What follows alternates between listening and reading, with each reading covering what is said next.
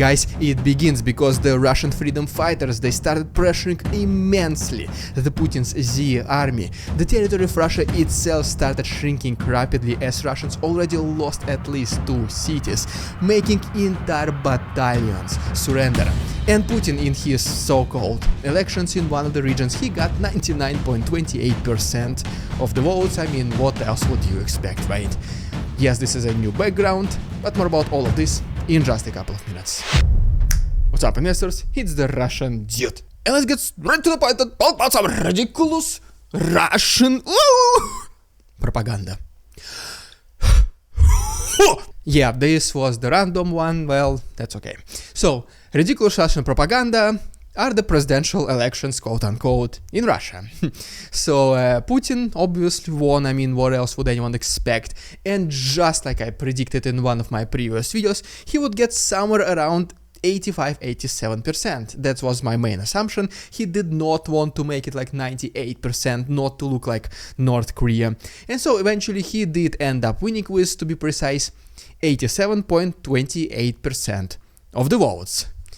And this is the ridiculous Russian propaganda in itself, because if we go region by region, specifically to Chechnya, which Putin infuses with money, just pretty much buying their loyalty and friendship, especially the head of Chechnya, Ramzan Kadyrov, this is exactly where Putin did seem like North Korea, because in Chechen Republic he received 99.28% of the votes. I mean, yes, you probably seen these videos already when the Russian soldiers were checking if people are voting correctly.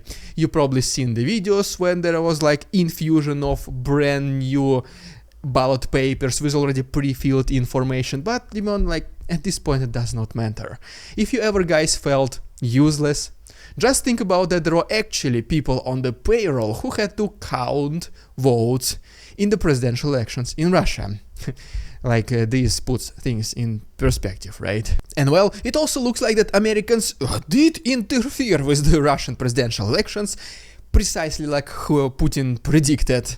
But I mean, at this point, I don't even know why he was complaining. He won, after all. And guys, now I'm really curious to conduct our very own experiment. Let's see if we, as a community as a whole, can influence some percentages as well.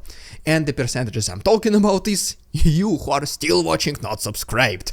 47.1% of you watching not subscribed to the Russian Dude Army, so please go ahead if you don't mind, like this video and subscribe to my channel. I would like to check the statistics the next day and see if this number changed. You can also follow me on Instagram to see how I live outside of YouTube. Let's start pushing towards 10,000. Link is down below. Right, guys, and now let's just for a couple of minutes talk about the situation in the south and in the east of Ukraine, and then we're gonna talk about Russian territory already shrinking and Russian entire battalions surrendering. But first of all, let's make a quick stop in Kryvyi Rog, where unfortunately last night at least 2 loud noises were heard in this city. Apparently this was Ukrainian air defense intercepting Russian drones, but the debris fell on the residential area. But the situation is not as, let's call it like this, bright and summy, because also in the last 24 to 48 hours, local residents reported at least 486 loud noises. Just think about this, 486 loud noises, which allows you to think that at this point it is not just a coincidence. It is not like in Kryvyi Rog where Ukrainians intercepted Russian drones and they did fail in residential areas. No. 486 loud noises, it does indicate you that all these attacks against civilian and residential areas were targeted. They were targeted by the Putin's Z army, and there's simply no excuse saying that, well, you should not intercept our metallic cylinders above your cities. No. These attacks were deliberate. These attacks were actually targeting civilian neighborhoods. And speaking about the south of Ukraine, there was at least one major event which happened to the north of Verbovie, and precisely what happened is that Ukrainians were able to destroy 2 large armored personnel carriers which were transporting a very big number of Russian infantry. A lot of them fell asleep. As we go to the east, specifically to Terny, according to elite Ukrainian forces Azov, they were able to destroy yet another Russian pretty expensive tank with just a simple FPV drone. And then in Crimea, as you can see from this video, an entire assault attempt by Russians has been absolutely easily repelled by Ukrainians. Going all the way to the south to Krasnohorivka, located right here, as you can see, the settlement is still under full control by Ukrainians, but the situation is pretty severe. We have right here a video which is almost 23 minutes long, presented to us by Ukrainian soldiers fighting at Krasnohorivka, and this mainly consists of the GoPro footage attached to their body cams, basically, right? This shows that there is a significant and severe fighting happening in Krasnohorivka, but so far Ukrainians are holding on. The full version I will not be able to show on YouTube, but I want to share it completely for free with you guys.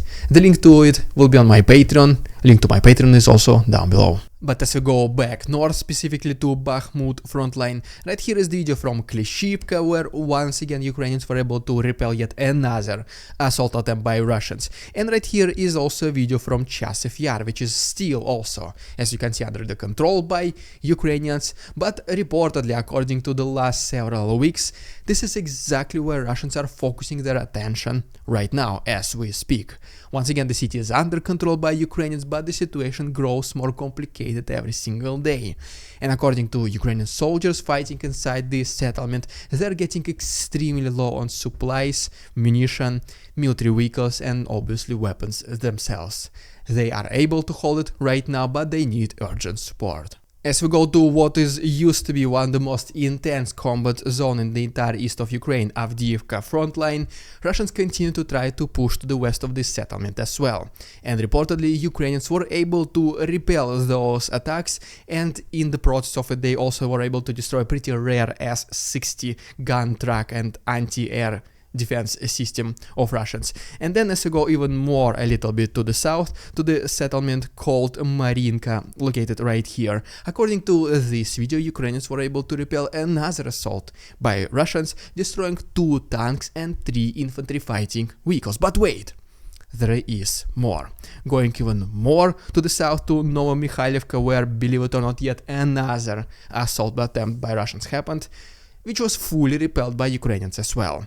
And in the process of doing this, they destroyed a total of 13 various kinds of armored vehicles of Russians. So basically, as you can see, over the weekend there were many attempts by Russians to advance in the east, and most of them, pretty much almost all of them, were not successful, and they did lose a lot of infantry and a lot of armored vehicles trying to do this. And guys, as you can see, there is a lot of footage in today's episode, but once again, you already know the situation with my channel and YouTube. I'm not able to show you what I can. And also besides this, this is only a fraction of photos and videos that I was able to retrieve over the weekend. You can get fully uncensored episodes of The Russian Dude and access to hundreds of additional photos and videos as always on my Patreon. Guys, there is a 1 week of free access, and the link to my Patreon is down below. This is the best way to support the channel. So guys, thank you so much. But this is not even remotely the most important events which happened over the weekend, because in fact Russia itself started losing cities, at least 2 of them, on the territory of Russia. So let's talk about this right now, as well as entire Russian battalions surrendering. And first of all, right here is the videos presented to us by the Freedom of Russia Legion, specifically coming to us from Belgorod and Kursk regions located right here, and basically shows the extremely precise work of the Russian freedom fighters' artillery. They're not just like the conventional Putin's Z army, destroying civilian neighborhoods, entire residential areas, and like saying, whoops, I mean, well, that's war, what else can we do? No, these Russian freedom fighters, they're extremely precise. Once again, they are targeting only military-related targets.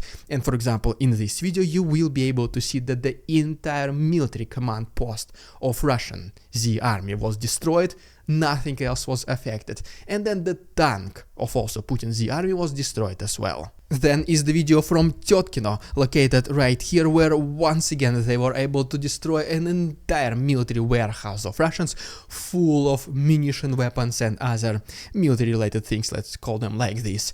As well, using extremely precise attack with the artillery, not affecting any other target except this one. But besides this, Russian anti-Putin volunteers are also able to start liberating Russian cities on the territory of Russia itself. And for example, the very first one is called Gorkovsky, located right here in between Russia and Ukraine.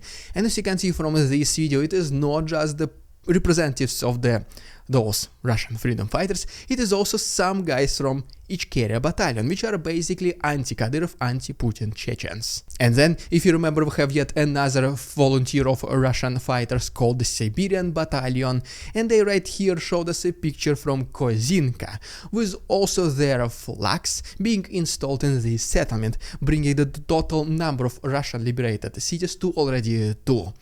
Russian territory, to say the least, started to shrink. And just since the beginning of this liberating crusade, a total of number of Russian Z army soldiers which were eliminated thanks to these Russian freedom fighters is now equals to 613, at least at the moment of recording this video, and 829 of them are heavily to medium side injured.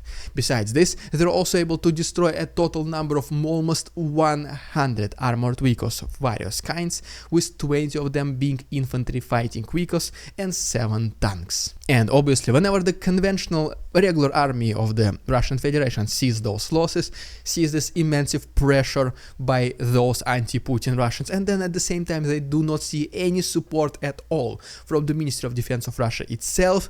In fact, whenever the local residents and whenever even the soldiers themselves they try to evacuate from those places, the Russian authorities said, wait a second, where are you going?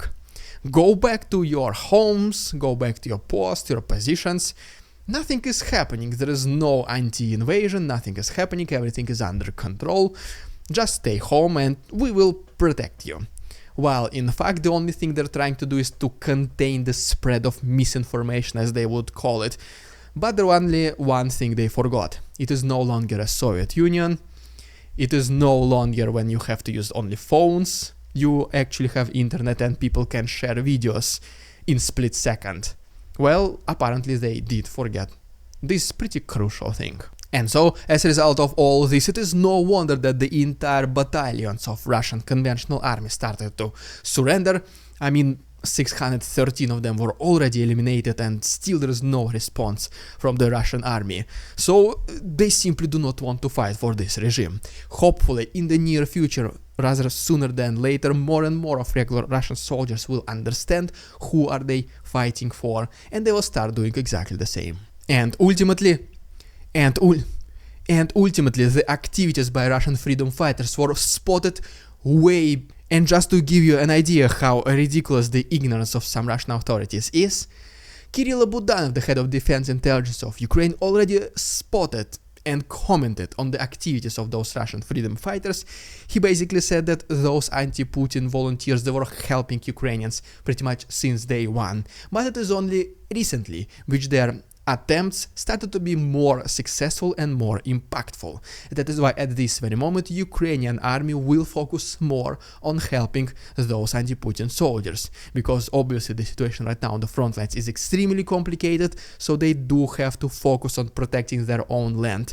But they just simply cannot miss an opportunity to attack Russia itself, at least with the help of those formations. This is not the very first time I'm making videos about the activities of the Russian freedom fighters. I love making them so much, so if you missed them in the past, they will appear to the left. Please subscribe for the future videos, because I'm sure something significant will happen. Go ahead and check official Russian Dude merch. Also Patreon, thank you so much Patrons for your support, and see you tomorrow.